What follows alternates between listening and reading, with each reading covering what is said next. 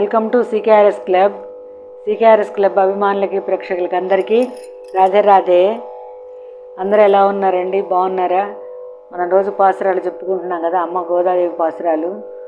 ఈరోజు కూడా మనం 23 పాసురాలు ముగించుకొని 24వ పాసురంలోకి వస్తున్నాము.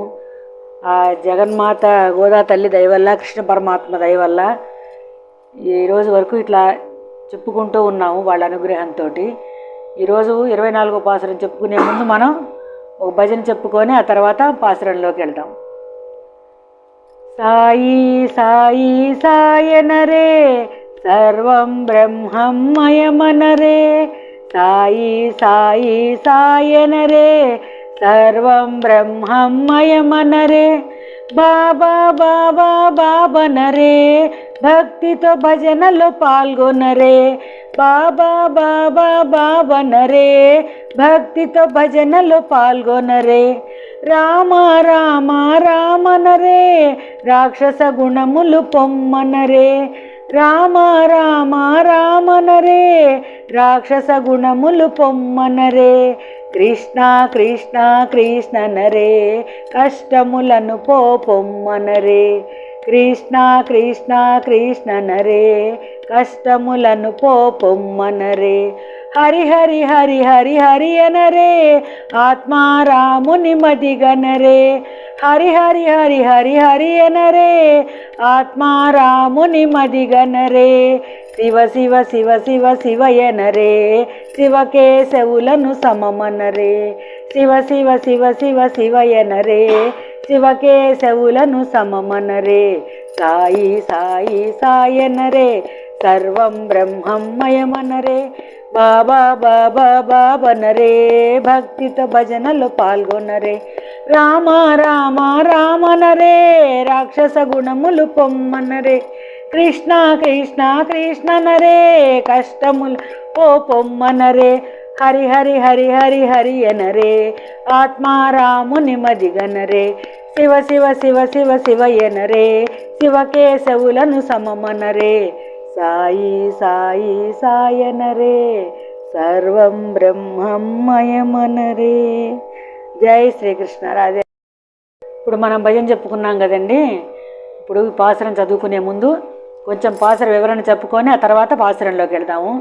ఇంతకుముందు 23 పాసురాల వరకు అమ్మ గోదా తల్లి వరుసగా ముందు పాసురాల్లో గోపికల్ని అందరినీ నిద్రలేపుకుంటూ వస్తున్నారు. ఆ తర్వాత కృష్ణ పరమాత్మని, బలరాముల వారిని, నంద యశోదుల్ని వాళ్ళందరినీ నిద్రలేపుకుంటూ తీసుకొచ్చారనమాట. ఇప్పుడు స్వామి దగ్గరికి వెళ్ళారు వీళ్ళు. నిన్న పాసురంలో చెప్పుకున్నాం కదా మనం, ఆయనని సింహంలాగా రామనమని వచ్చి, స్వామి నువ్వు వచ్చి సింహాసనంలో కూర్చో అని చెప్పని గోదా తల్లి అడుగుతారు. అడిగితే అప్పుడు స్వామి అంటారనమాట, రామసింహంలాగా రావాలా, నేను నరసింహసింహంలాగా రావాలా అని అడిగితే, మమ్మల్ని రక్షించడానికి వచ్చే భగవానుడిగా రా నాయనా, మేము ఎటువంటి తప్పులు చేయలేదు, రామసింహంగా రావడానికి మేము రావణాసురులం కాదు, నరసింహంలాగా రావడానికి మేము హిరణ్యకశిపులం కాదని చెప్పని అమ్మ చెప్తారు. నీలాదేవి, గోదా తల్లి, గోపికలు అందరూ కలిసి కృష్ణ పరమాత్మని నిద్రలేపారనమాట. నిద్రలేపి తీసుకొచ్చి ఆయన్ని సింహాసనంలో కూర్చోబెట్టారు నిన్నటి పాసురం వరకు. ఈరోజు పాసురంలో ఆయనకి మంగళం పాడుతున్నారనమాట. స్వామికి మనం పూజ అయిపోయిన తర్వాత కానీ ఎప్పుడైనా మంగళం పాడతాం, మంగళహారతులు ఇస్తాం అనమాట. వీళ్ళు కూడా అట్లాగే, స్వామి రండి మీరు మాకు మంగళహారతులు, మా ద్వారా మంగళహారతులు తీసుకుందరు కానీ అని చెప్పని అడుగుతున్నారనమాట వీళ్ళు. అది ఎట్లా అంటేనండి, రామాయణంలో రాముల వారికి యుద్ధం అయి వచ్చిన తర్వాత అందరూ కలిసి ఆయనకి మంగళహారతులు ఇస్తారు. అట్లా భద్రంతే ప్రతిష్ఠ చేసాం. మా స్వామి కళ్యాణం చేసుకున్న తర్వాత, జానకి తల్లిని కళ్యాణం చేసుకున్న తర్వాత ఆయన జనక మహారాజు చెప్తారట, స్వామి నువ్వు తీసుకుని జాగ్రత్తగా ఉండు అని చెప్పని. అట్లాగే రాముల వారి అందం చూసి శక్తి మరచిపోయినట్ట ఎవరు, దండకారణ్యంలో ఋషులు మునులు అందరూ కూడాను అప్పుడు వాళ్ళు చెబుతారట, మంగళాని ప్రయుంజానాహ ప్రత్యగృహ్ణాన్ అని మంగళాశాసనం చేస్తారట స్వామికి. అట్లాగే జటాయువు పక్షి కూడాను రాముల వారు సీతమ్మ తల్లిని వెతుకుతూ వస్తున్నప్పుడు ఆయన కూడా జటాయువు సీతమ్మ తల్లిని చూస్తాడు కదా, చూసి రావణాసురుడితో యుద్ధం చేస్తాడు. అట్లా యుద్ధం చేసినప్పుడు ఒక రెక్కలు రెండు, ఆయన రెక్కలు రెండు జటాయు పక్షి రావణాసురుడు ఇరక్కొట్టేస్తాడు. అలా విరక్కొట్టిన తర్వాత ఆయన పడిపోతాడు కింద. కానీ పడిపోయినా కూడా స్వామి ఎప్పుడు వస్తాడా, జానకం ఎక్కడికి వెళ్ళింది అని చెప్పాలని చెప్పని ఆయన ప్రాణాలు నిలబెట్టుకొని ఉంటాడనమాట. ఆయన స్వామి కనపడంగానే, రామయ్య తండ్రి కనపడంగానే జటాయువు చెప్తున్నారు, యాం ఓషధి మివాయుష్మన్ అన్వేషసి మహావనే అని, ఈ వనంలో నువ్వు తల్లిని వెతికి నువ్వు మంగళంగా ఉండు నాయన, తల్లిని తీసుకుని వెళ్ళి జానకమ్మని తీసుకొని వెళ్ళి నువ్వు సుఖ సంతోషాలతో ఉండు అని చెప్పని చెప్తారట. అట్లాగే శ్రీరాముడిని మొదటిసారిగా చూసిన ఆంజనేయ స్వామి ఆయన మెడలో మాల ఉంటుంది. ఆ మాల ఎవరికైతే కనపడుతుందో వారే నీ ప్రభువు అని చెప్పని పరమశివులు ఆయనకి ఇచ్చి, ఆ మాలని ఇచ్చి స్వామి ఇదిగో తీసుకోమని చెప్పి హనుమకి ఇస్తారనమాట. ఆ మాల మెడలో వేసుకొని హనుమ స్వామిని చూస్తారు ఫస్ట్. అప్పుడు స్వామికి చెప్తున్నారన్నమాట, కిమర్ధన విభూషితాహ బాహవాహ అంటే చేతుల్లో అలంకారాలు ఉన్నాయి అన్నీను, నువ్వు స్వామి బాణాలు పట్టుకొని ఉన్నావు, నాకు నువ్వు ధనుర్బాణాలు ధరించిన రామయ్య తండ్రిలాగా కనిపిస్తున్నావు అని చెప్పని హనుమంతుల వారు స్వామికి చెప్తారనమాట. అట్లాంటి మంగళశాసనాలు అందరూ చేసి, నిన్ను తండ్రి ఇప్పుడు కృష్ణావతారంలోకి వచ్చావు, నువ్వు కృష్ణావతారంలో కూడాను నీకు యశోదమ్మ, వసుదేవులు అందరూ కూడాను, నందుల వారు అందరూ నీకు మంగళాశాసనాలు చేస్తూ ఉన్నారు అని చెప్పని అమ్మ చెప్తున్నారన్నమాట ఇందులో. అటువంటి శక్తిలో ఉన్న నువ్వు మమ్మల్ని కూడా అనుగ్రహించు అని చెప్పని చెప్తారు. ఈయన ఈ ఆండాళ్ళ తల్లి యొక్క తండ్రి గారు విష్ణుచిత్తుల వారు, ఆయన పాండ్య మహారాజు కొలువులో ఉండేవాళ్ళట. అంబారీ మీద ఎక్కించి విష్ణుచిత్తుల వారిని ఊరేగిస్తున్నారట ఒకసారి. ఆయన ఇప్పుడు 3556 కాలంలో, క్రీస్తు పూర్వం 3056 8వ శతాబ్దంలో వాళ్ళు అనమాట. ఆయన చారిత్రకులు మనకు చెప్పిన దాన్ని బట్టి ఆ కాలం నాటి వాళ్ళు విష్ణుచిత్తుల వారని చెప్పని మనకి చెప్పారనమాట. అటువంటి ఆయన పాండ్య మహారాజు ఆస్థానంలో ఉండి ఆయనకి ఏనుగు అంబారీ మీద ఎక్కించి ఊరేగిస్తుంటే అందరూ కళ్ళు నిలబెట్టుకొని చూస్తుంటారట ఆయన్ని. అట్లా చూస్తూ ఉన్నప్పుడు ఆయనకి స్వామి ప్రత్యక్షమైనారట, రంగనాథ స్వామి ప్రత్యక్షమైనారట. స్వామి, నువ్వు ఈ సభలోకి వచ్చావు, ఇంతమంది ఉన్నారు, ఇంతమంది కళ్ళు నీ మీద పడతాయి నాయన, నీకు దిష్టి తగులుతుందేమో అని చెప్పని ఆయన పల్లాండు పెట్టారనమాట. పల్లాండు అంటే పళ్ళు అంటే అనేకము, ఆండు అంటే సంవత్సరాలు. ఇన్ని సంవత్సరాలు కూడా నీకు దృష్టి దోషం తగలకుండా ఉండాలి అని చెప్పని పల్లాండు పల్లాండు పల్లాయిరత్తాండు పరకోటి 100,000 పల్లాండు అని ఆయన అక్కడ సభలో పాసురాలు మొత్తం ఇట్లాంటి పల్లాండు పాసురాలన్నీ ఆయన పాడి ఆయనకి మంగళం పాడతారట. అట్లాగూ మంగళం పాడి నీకు పల్లాండు చెప్పిన అటువంటి ఆయనకి కూతురుగా పుట్టిందనమాట. ఈమె గోదా తల్లి కూతురుగా అంటే ఒక తులసి వనంలో ఒక బిడ్డగా దొరుకుతుంది. ఆమె ఎట్లా దొరుకుతుందంటే, విష్ణుమూర్తి లక్ష్మీదేవి ఉన్నప్పుడు స్వామిని అడుగుతుందిట ఆమె లక్ష్మీదేవి, నీకు అందరికంటే కూడా ఇష్టమైన వాళ్ళు ఎవరు అని అడుగుతుందిట. ఎవరు? లక్ష్మీదేవి. అలా అడిగినప్పుడు స్వామి చెప్తారట, నిరంతరం నా నామం జపిస్తూ నాతోనే ఉంటూ నన్నే స్మరిస్తూ ఉన్న వాళ్ళంటే నాకు చాలా ఇష్టం. అంటే భగవద్భక్తులంటే భగవంతుడికిటండి, ఆయన కంటే కూడాను ఆయన భక్తులంటే చాలా ఇష్టంట. ఆయనకి భగవద్భక్తులు అంటే ఆయనకు చాలా ఇష్టంట. అటువంటి ఆళ్వారుల్లో మొదటివారు ఈ విష్ణుచిత్తుల వారు అనమాట. అటువంటి ఆయనకి ఈమె దొరుకుతుంది. ఆయన చెప్తారు భగవద్భక్తులు అంటే నాకు చాలా ఇష్టము అని చెప్పని. అందుకని ఆమె గోదాదేవిగా ఉద్భవిస్తుంది. ఇక్కడ విష్ణుచిత్తుల వారి తులసివనంలో కోదై, ఆయన పెట్టుకున్న పేరేంటంటే కోదై అని. అదే నా రూపాంతరంలో గోదా అని రంగనాథ స్వామిని పెళ్లి చేసుకున్న తర్వాత ఆయన కళ్యాణం అయిన తర్వాత అప్పుడు గోదాదేవిగా మార్చుకున్నారు భక్తులు. అట్లా మారింది. కానీ విష్ణుచిత్తుల వారు ఆమెకు పెట్టుకున్న పేరేంటంటే కోదై. అటువంటి ఆమె ఆళ్వారుల్లో మహిళ అంటూ స్త్రీమూర్తి ఉన్నది ఆమె జగన్మాత గోదా తల్లే ఉన్నారనమాట. అట్లాంటి ఆమెని మనం చెప్పిన పాసురాలు చెప్పిన ఆమెని మనం రోజు స్మరించుకుంటున్నాం అన్నమాట. ఆమె ఈ ఈ పాసురాలన్నీ మనకి అందించారు. ఆ పాసురాలు మనం కూడా చెప్పుకుందాము. ఇవాళ 23 పాసురాలు ముగించుకొని 24వ పాసురంలోకి వెళ్తున్నాము. ఇవాళ 24వ పాసురం చెప్పుకుందాం. ఈ పాసురం అంతానండి స్వామికి మంగళం పాడటమే. ఎవరెవరు ఎలా మంగళం పాడారు స్వామికి అని చెప్పని వీళ్ళు హారతి ఇచ్చారు కదా, మంగళహారతి ఇచ్చారు కాబట్టి స్వామికి ఎట్లా మంగళాశాసనాలు చేశారు, మంగళహారతి ఎట్లా పాడారు అనేది ఇందులో మనకి అమ్మ చెప్పారు. அன்றி உலகளம் அளந்தாய் ஆடிப்போத்தி சென்றங்கு தென்னிலங்கை செத்தாய் திரள் போத்தி பொன்றச் செகட முதைத்தாய் புகழ் போத்தி கன்று குழியா வெறிந்தாய் கடல் போத்தி கன்று குடையாய் விடுத்தாய் குணம் போத்தி வென்று பகை கெணுக்கும் நின் கையில் வேல் போத்தி என்றென்றும் சேவகமே ஏத்திப் பறை கொள்வான் இன்றியாம் வந்தோம் இறங்கேலோ ரெம்பாவாய் ఆండాళ్ తిరువరిగలే శరణం శరణం. ఇప్పుడు ఈ పాసురం చెప్పుకున్నాం కదండి. పోత్తి పోత్తి అంటే మంగళము మంగళము అని చెప్పని తమిళంలో అర్థం అనమాట. అన్రివళం అళందాయ్ ఆడిపోత్తి అని అంటే దేవతలు రాజులు అపహరించిన బలిచక్రవర్తి అటువంటి వాడి దగ్గరికి వెళ్ళి వాళ్ళ రాజ్యాన్ని అపహరించిన బలిచక్రవర్తి దగ్గరికి వెళ్ళి స్వామి వామనమూర్తివై నువ్వు రాజ్యాన్ని తీసుకొని మళ్ళా ఆయనకి ఇచ్చావు, అటువంటి నీ పాదాలకి నమస్కారము. సీతమ్మను లంకకు తీసుకెళ్తే అటువంటి లంకలో ఉన్న సీతమ్మను తీసుకొచ్చి మళ్ళీ నువ్వు రావణాసురుని సంహారం చేసి మళ్ళీ సీతమ్మను తీసుకొచ్చావు, అటువంటి నీకు రామావతారానికి మంగళము.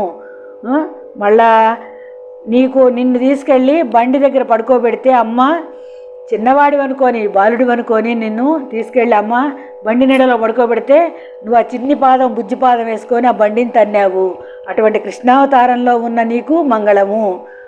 అట్లా మళ్ళీ ఇంకా అన్నీ మళ్ళీ అందులో రావణాసురుణ్ణి, వామనావతారంలో బలిచక్రవర్తిని, కృష్ణావతారంలో ఇంతమంది రాక్షసుల్ని, నరసింహావతారంలో హిరణ్యకశిపుణ్ణి, ఇట్లా నువ్వు దశావతారాలన్నీ ఎత్తి చివరికి నువ్వు కృష్ణావతారంలో వచ్చి కృష్ణావతారంలో పూతన దగ్గర నుంచి వరుసగా వస్తున్న వత్సాసురుణ్ణి, దేన్కాసురుణ్ణి, వసకాసురుణ్ణి, ఇంతమంది వృత్తాసురుణ్ణి, ఇంతమందిని చంపావు తండ్రి. నువ్వు ఇంతమంది రాక్షస సంహారం చేసి నువ్వు అలిసిపోయినావు, అటువంటి నీకు మంగళం చెప్తున్నాము. అట్లాగే నువ్వు వెళ్ళి అర్జునుడికి రథసారథివై నువ్వు ఉండి యుద్ధంలో ఉండి నువ్వు ఆయన్ని గెలిపించావు, అటువంటి వాడికి నీకు మంగళం పాడుతున్నావు అని చెప్పని అమ్మ ఇందులో మనకి వివరిస్తున్నారనమాట. ఆయనకు మంగళహారతులు ఇస్తూ భగవంతుడి భక్తుల్లో 2 దశలు ఉంటాయటండి. భగవంతుడిని మనం స్మరించడానికి ఒకటి జ్ఞానదశ, రెండోది ప్రేమదశ. జ్ఞానదశలో ఏంటంటే మనం భగవంతుడిని తెలుసుకుంటామంట. అలా తెలుసుకున్నందువల్ల భగవంతుడు చూస్తూ ఉంటాట, నన్ను తెలుసుకొని నా దగ్గరికి ఎవరు వస్తారు, నేను కావాలి అని చెప్పని ఎవరు వస్తారని చెప్పని భగవానుడు ఎప్పుడు చూస్తూ ఉంటాట. అటువంటి భక్తుడు ఒక్కడు దొరుకుతాడా అని చెప్పని ఆయన ఎదురు చూస్తూ ఉంటాట స్వామి. అది జ్ఞానదశ. భగవంతుడిని గురించి తెలుసుకునే దశని జ్ఞానదశ అని చెప్పారమ్మ. ప్రేమదశ మనం వెళ్ళి 2వ దశలోకి వెళ్తారట. జ్ఞానం వచ్చి మనం భగవంతుడిని తెలుసుకొని తర్వాత 2వ దశ ప్రేమదశకి వెళ్తారట. ఆ ప్రేమదశలో ఏంటంటే పూర్తిగా స్వామికి మనం సరెండర్ అయిపోయినట్టు, స్వామినే కొలుస్తూ ఉన్నట్టు, ఆయన పాదాలు పట్టుకొని ఆయననే శరణాగతి పొందినట్టు అట్లా చేసే దాన్ని ప్రేమదశ అంటారట. ఆ ప్రేమదశలోనే జ్ఞానం ఎక్కువ, సౌలభ్యం, గుణం ఇటువంటివన్నీ ఉంటాయట వాళ్ళకి. సౌకుమార్యం, సౌగంధ్యం, సౌలభ్యం ఇవన్నీ ప్రేమదశలో భగవంతుడు అనుగ్రహిస్తాడట. అటువంటివి జ్ఞానదశ కంటే కూడాను ప్రేమదశ ఎక్కువదట. ఇప్పుడు తల్లి బిడ్డలు ఉన్నారనుకోండి, తల్లి ఏదన్నా పిల్లలు అల్లరి చేస్తూ ఉన్నా ఏదైనా తెచ్చుకోండి అని అన్నా వాళ్ళు తెచ్చుకోకపోతే పోయి తెచ్చుకోండిరా అని గట్టిగా అంటుందిట. అదే పిల్లవాడు పెద్దవాడైనా కూడాను తల్లి లేవలేని స్థితిలో ఉన్నా కూడా అయ్యో బిడ్డ అని ప్రేమతోటి తీసుకెళ్ళిస్తుందిట. అంటే మొదటి దశ ఏంటంటే వాళ్ళకు వాళ్ళు తెలుసుకోవాలి అని భగవానుడు చూస్తూ ఉంటాడట. ఒక తల్లి బిడ్డకి నేర్పించినట్టు నువ్వు వెళ్ళి చేసుకో తెచ్చుకో అని చెప్పని పిల్లలకి చెప్తూ ఉంటాం కదా.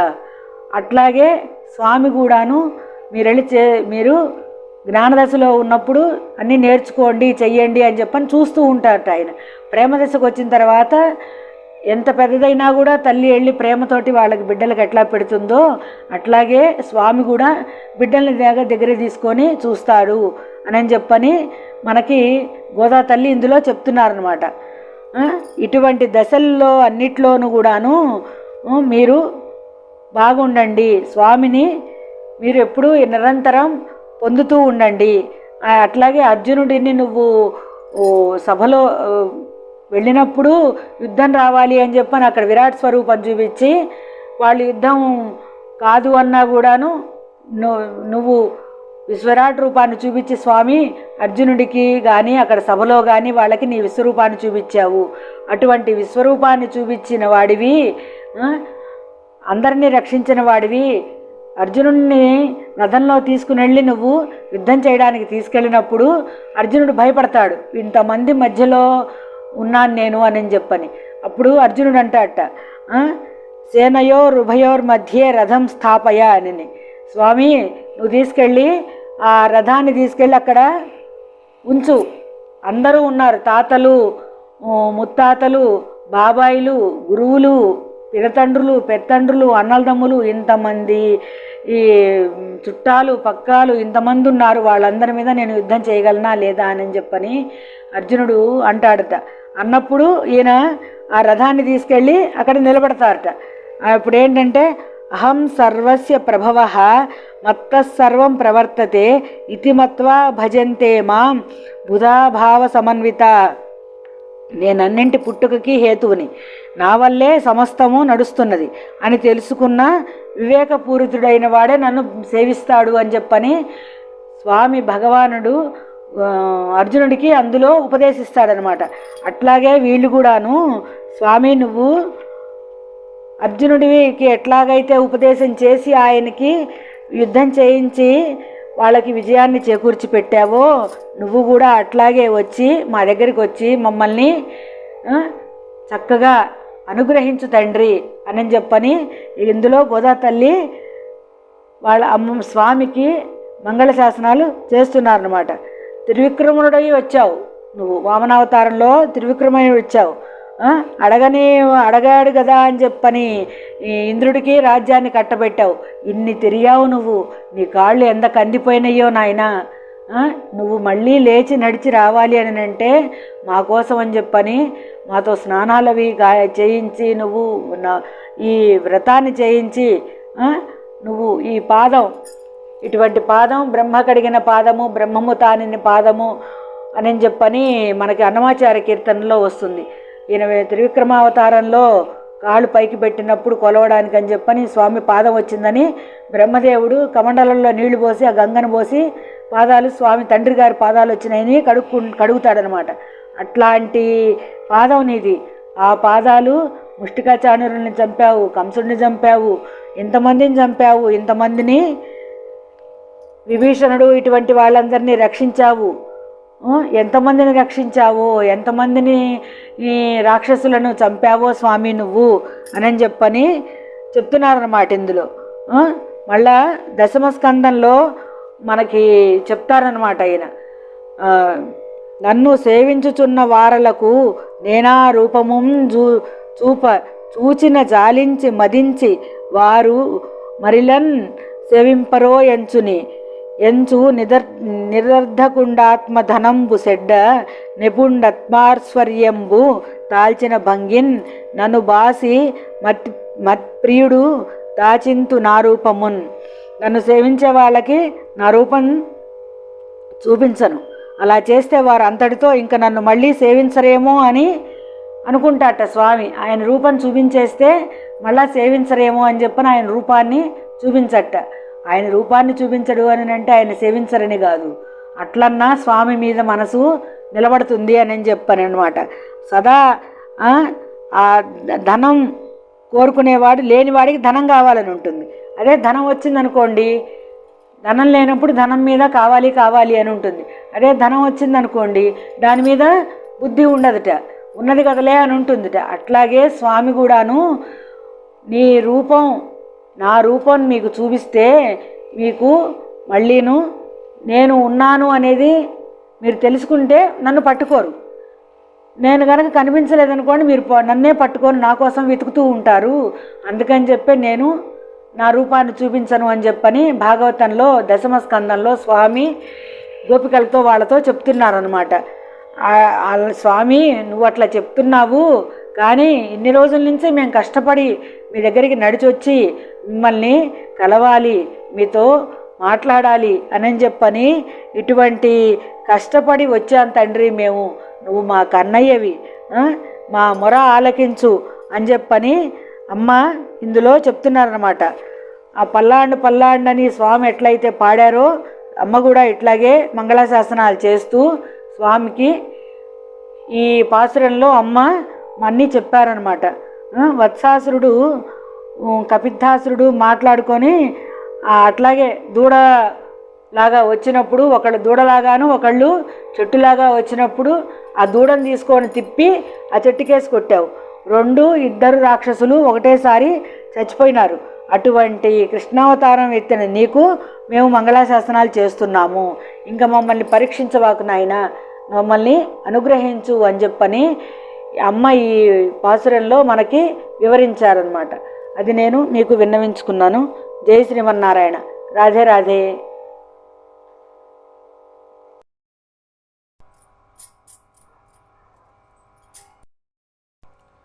ఈరోజు మనం జగన్నాథ స్వామిది వడా ప్రసాదం చేసుకుంటున్నామండి. జొన్న పిండితో వడ చేస్తే అది దానికి కావాల్సింది ఒక 3 స్పూన్లు పెరుగు కావాలి.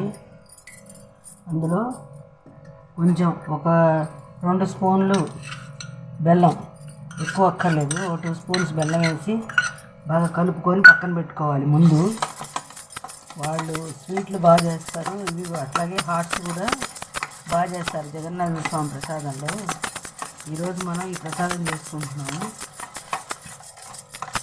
మీరు కూడా చేసుకొని చూడండి. ఈ ప్రసాదం ఇట్లా కలిపేసుకొని బాగా బెల్లం ముక్కలు నలిగిపోయేటట్టు కలుపుకొని ఒక పక్కన పెట్టుకోవాలి.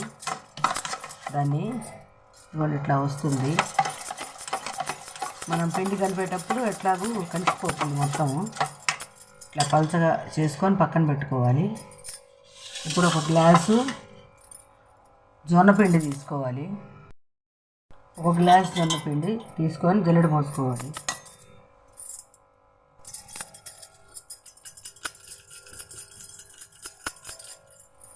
ఇందులోనే ఒక 2 స్పూన్స్ గోధుమ పిండి వేసుకోవాలి. ఇట్లా ఒక 2 స్పూన్స్ గోధుమ పిండి అయితే సరిపోతుంది, ఎక్కువ అక్కర్లేదు. ఒక 2 స్పూన్స్ గోధుమ పిండి రెండు కలిపి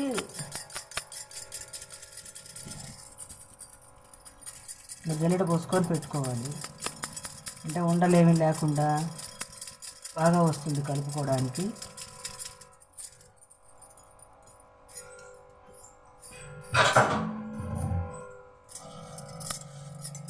ఇలా పిండి ఇలా వస్తుంది.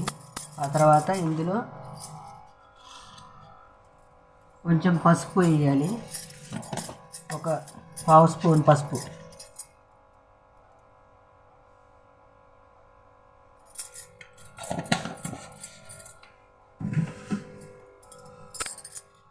అల్లం పచ్చిమిర్చి మిక్సీ వేసుకున్న పేస్టు ఒక స్పూన్ వేసుకుంటే సరిపోతుంది, ఎక్కువ అక్కర్లేదు. కారం ఎక్కువ కావాలి అనుకుంటే ఎక్కువ వేసుకోవచ్చు, లేదంటే ఒక స్పూన్ సరిపోతుంది.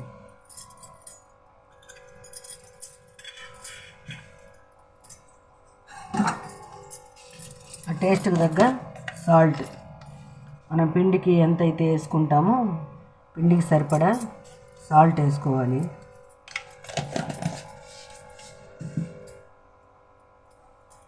తర్వాత కొంచెం వామండి, ఇదిగోండి ఎంత, ఇది చాలు, ఒక 1/2 స్పూను, ఒక 1/2 స్పూను వాము సరిపోతుంది.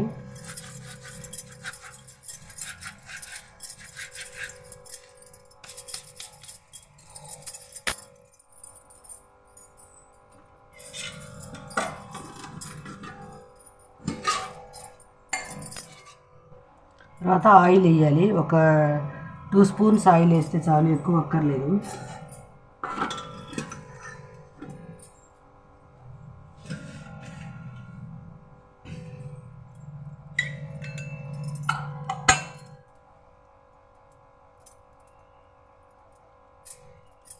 దీంట్లో సోడా ఉప్పు అది ఏమీ అవసరం లేదు.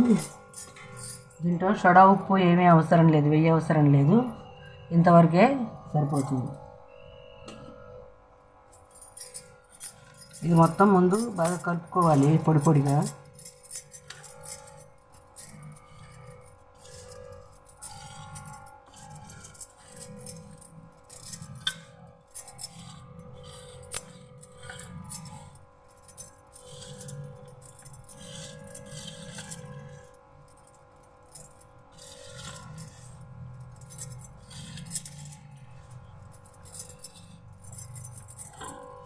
ఆ తర్వాత ఇందులో మనం ముందుగా కలిపి పెట్టుకున్నాం కదా బెల్లం, పెరుగు బెల్లం మిక్స్ చేసి పెట్టుకున్నాం కదా, అది పెరుగు బెల్లం కలిపింది వేయాలన్నమాట.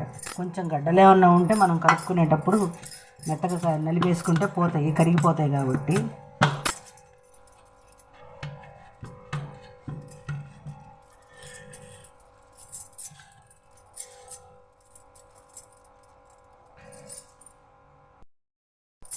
ఇలా మొత్తం కలుపుకున్న తర్వాత దాంట్లో మనం కావాల్సినన్ని వాటర్ వేసుకోవాలి చూసుకొని.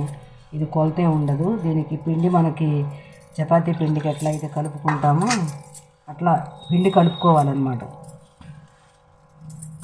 చపాతీ పిండి కలుపుకున్నట్టు కలుపుకొని ముద్దలాగా చేసి పెట్టుకోవాలి. దీనికి వాటర్కి ఏమి కొలతే ఉండదండి. పెరుగు వేసాం కదా, ఆ పెరుగు సరిపడా తడి చూసుకొని దాన్ని బట్టి మనం కొంచెం కొంచెం వాటర్ వేసుకొని చపాతీ పిండి కలుపుకున్నట్టు కలుపుకోవాలి దీన్ని.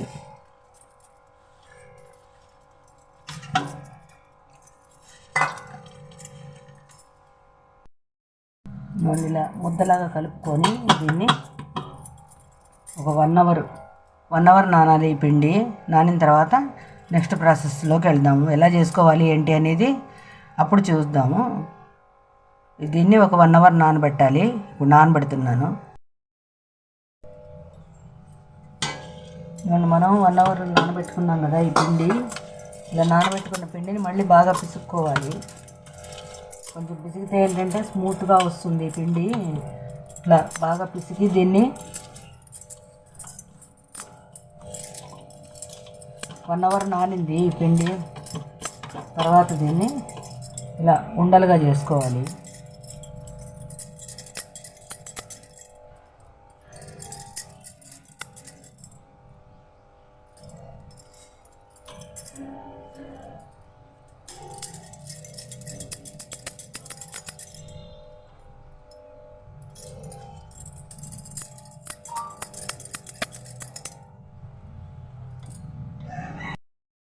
ఇలా అన్నీ ఉండలుగా చేసుకోవాలి. చేసుకున్న తర్వాత ఒక తడి క్లాత్ తీసుకోవాలి. క్లాత్ తడుపుకొని వేసుకోవాలి. వేసుకొని ఉండలు ఇలా పెట్టుకోవాలన్నమాట క్లాత్ మీద. అంటే మనం తీసుకున్న క్లాత్ని బట్టి పెట్టుకోవచ్చు. చిన్నదైతే కొంచెం పెట్టుకోవచ్చు 4, పెద్ద క్లాత్ అయితే కొంచెం ఎక్కువ పెట్టుకోవచ్చు. ఇట్లా ఒక 4 పెట్టుకొని 4, 5 దాని మీద ఇలా క్లాత్ పరవాలి, తడి క్లాత్.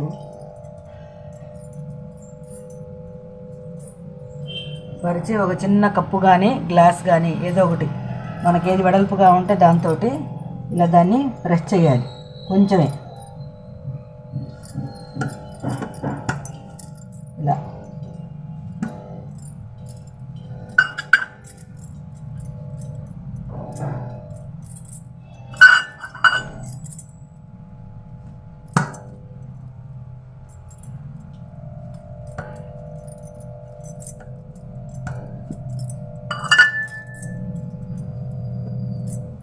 ఇలా వస్తాయి. కొంచెం మందంగానే వస్తాయి ఇవి. కొంచెం మందంగానే చేశారు అక్కడ వాళ్ళు చేసినప్పుడు. కావాలి అంటే ఇంకొంచెం పలచగా నొక్కొచ్చేమో మరి. కొంచెం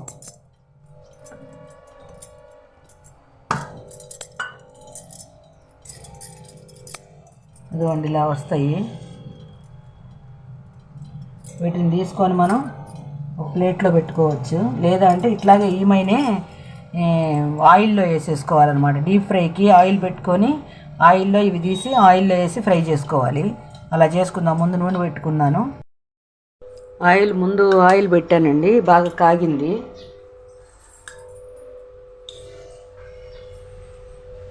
దీన్ని ఇలా ఆయిల్లో వేసుకోవాలి. వేసుకోగానే కదిలించకూడదు, కొంచెం సేపు ఉండి స్లోగా వేపు రానివ్వాలి.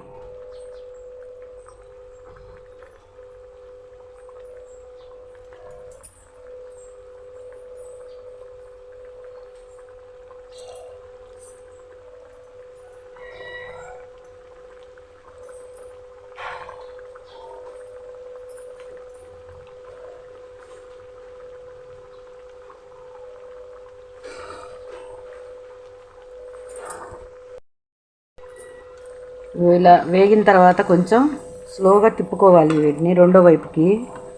వెంటనే వేయంగానే తిప్పితే ఏంటంటే మనకి విరిగిపోతాయి అన్నమాట.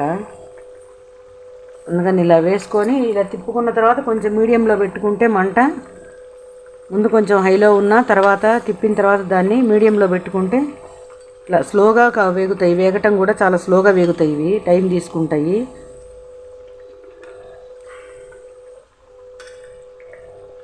అలా పొంగి బూరెల్లాగా పొంగుతాయి అన్నమాట. ఇలా పొంగి బాగా వస్తాయి. మనం పలచగా నొక్కకూడదు, వీటిని కొంచెం మందంగానే నొక్కుకోవాలి. మందంగా ఉంటే ఏంటంటే మనకి పొంగుతాయి అన్నమాట, ఇవి బూరెలు పొంగినట్టుగా. వాళ్ళు ఇలా జగన్నాథ స్వామికి హెల్దీ ప్రసాదాలు చేసి పెడతారు ఎప్పుడూను. అలా మనం కూడా ట్రై చేసుకొని స్వామికి చేసి పెడదామని చెప్పని నేను నైవేద్యం పెడదామని చేసి ట్రై చేస్తున్నాను. మీరు కూడా ట్రై చేయండి. చేసి ఎలా ఉన్నాయో నాకు కామెంట్ రూపంలో తెలియజేయండి.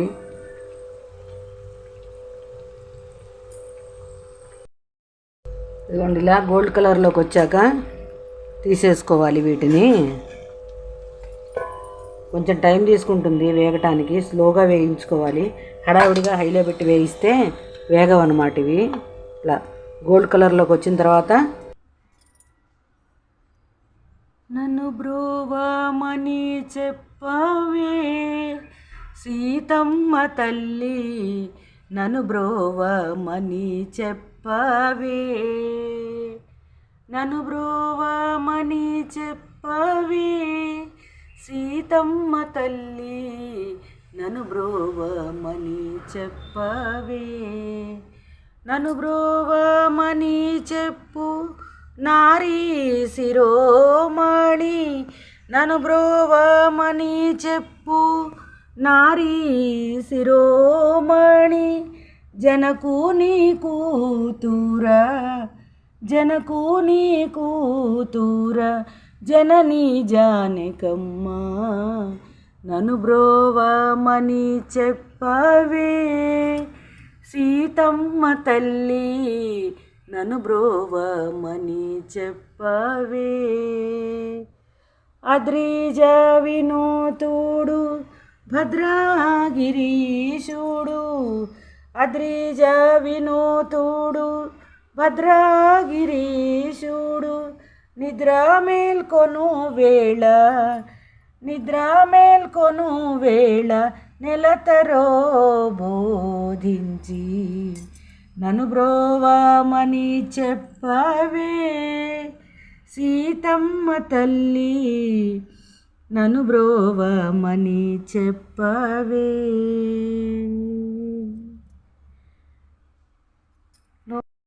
లోకాంతరంగుడు శ్రీకాంత నిను గూడి, లోకాంత నిను గూడి ఏకాంతముగా ఏకశయ్యనున్న వేళ, నన్ను బ్రోవమని చెప్పవే సీతమ్మ తల్లి, నన్ను బ్రోవమని చెప్పవే,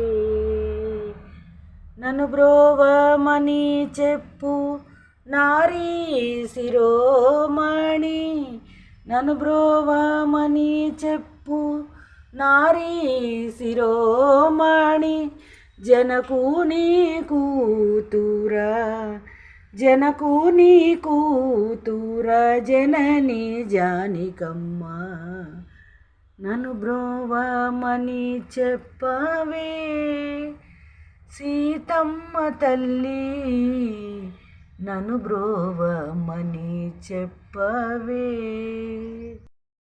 உலகமளந்தாயடி போற்றி சென்றங்கு தென்னிலங்கை சற்றாய் திரள் போற்றி ஒன்றச் சகடமுதைத்தாய் புகழ் போற்றி கன்று குணிலாயெறிந்தாய் கடல் போற்றி குன்று குடையாயெடுத்தாய் குணம் போற்றி வென்று பகக்கெடுக்கும் நின் கையில் வேல் போற்றி என்றென்று உன் சேவகமே தேத்திப் பரகொள்வான் இன்று யாம் வந்தோம் இரங்கேலோரெம்பாவாய்.